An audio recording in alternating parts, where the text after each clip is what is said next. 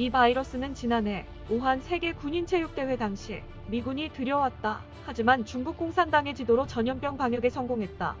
조만간 미국은 끝장날 것이며 전 세계에서 중국이 가장 안전하다. 이 글은 지난 4월 사용자가 11억 5천만 명인 중국 최대의 모바일 메신저 위챗에 게시돼 국제사회의 비난을 받았습니다. 하지만 중국 공산당의 여론 공작은 점점 더 그 수위가 높아지고 있습니다. 팬데믹 책임을 다른 곳으로 전가하려는 의도입니다.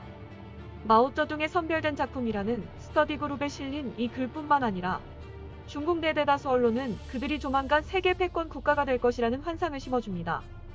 메시지에는 미국의 각주는 바이러스 전쟁에 따른 자원 고갈로 연방에서 탈퇴해 중국의 도움을 구할 것으로 예상된다면서 29년 전 소련 붕괴가 미국에서 재현될 것이라고 합니다.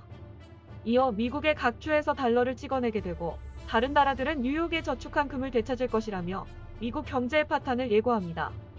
또한 미 연방 육군이 해체되고 미 해군도 해체돼 태평양과 대서양 연안을 따라 미국의 해군이 중국에 흡수될 것이라는 황당한 전망까지 냅니다. 미국의 일부 주가 중국 사회주의 공화국의 일원이 될 것이라고도 합니다. 중국에다 사회주의 공화국 가입 신청을 한다는 겁니다. 그러면서 중국 사회주의 공화국의 지도하에 세계는 더 이상 전쟁을 하지 않을 것이며 인류는 평화로 돌아갈 것이라고 말합니다. 대만 법무부 조사국은 전염병과 관련해 급증하는 가짜뉴스 중 70% 이상이 지난 2월 말부터 중국에서 시작됐다는 조사 결과를 내놓았습니다. 이에 대해 대만 중앙통신은 순샤오천이라는 사람이 자신의 페이스북에 올린 가짜뉴스에 대해 소개했습니다. 군부가 타이페이를 장악했다.蔡英원 행정부는 전염병에 걸린 사람들을 불태우고 있다는 터무니없는 설명과 함께 대통령 집무실 건물 앞에서 불이 난 가짜 사진을 게재했습니다. 심지어 트위터 계정 선샤오차는 전염병으로 죽은 사람들의 사진이라며 남부도시 타이난 강에는 전염병으로 죽은 시체가 떠다니고 있다고 거짓말합니다. 에포크타임스는 중공의 인터넷 트리오 군단에 대해 보도한 바 있습니다. 이들은 중국 공산당 체제를 위한 나팔수로 SNS 선봉장입니다.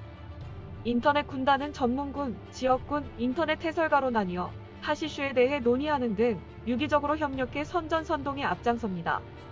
향후 중공의 SNS 여론전은 더욱 강화될 추세입니다. 대학에서 400만 명, 사회각계에서 623만 명 등 거의 1000만 명을 고용해 국제사회의 비난에 대응하고 있습니다. 중국 해외 공관과 외교관들도 가짜 여론몰이에 동원됩니다.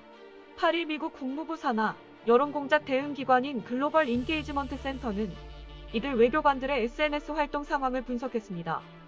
GEC 책임자인 레아 가브리엘은 최근 36개 중국 외교관들의 트위터 팔로워가 3월 이후 갑자기 24배나 급속히 증가했으며 팔로워 상당수는 거짓임이 판명됐다고 합니다. 허위 정보를 유포하는 수천 개의 계정 또한 가짜로 증가한 대부분은 신규 계정이었습니다. 중국 외교부 대변인 자오리젠과 화춘잉에게 증가한 팔로워 1만여 명 중 3,423명은 중복됐으며 이들 중 약 40%는 3월 1일부터 4월 25일 사이에 팔로워한 겁니다. 자동 로봇 댓글 부대인 트위터봇 수천 개를 동원한 정황도 포착됐습니다. 이에 대해 가브리엘은 중국 공산당이 팬데믹을 조작함으로써 중국을 가해자가 아니라 국제사회에서 대응을 주도하는 글로벌 리더로 만들려는 의도라고 파악합니다. 중국에서는 접속 차단한 트위터를 중국 외교관들이 적극 사용하는 것도 같은 맥락입니다. 이들은 팔로우 계정을 통해 가짜 영상 확산도 불사합니다. 이탈리아에 도착한 중국 의료진에게 시민들이 중국 국가로 사용하는 혁명가인 의용군행 증곡을 연주한 영상은 가짜로 판명됐고 중국 의료진에게 고마워요 중국이라고 말하는 이탈리아인들의 모습도 연출한 거로 밝혀졌습니다. 공산국가의 미디어는 자국민들의 눈곽이 심지어 두뇌가 되는 세뇌 도구일 뿐입니다. 중국 공산당의 미디어 여론전은 이제 전 세계를 대상으로 확전 중입니다.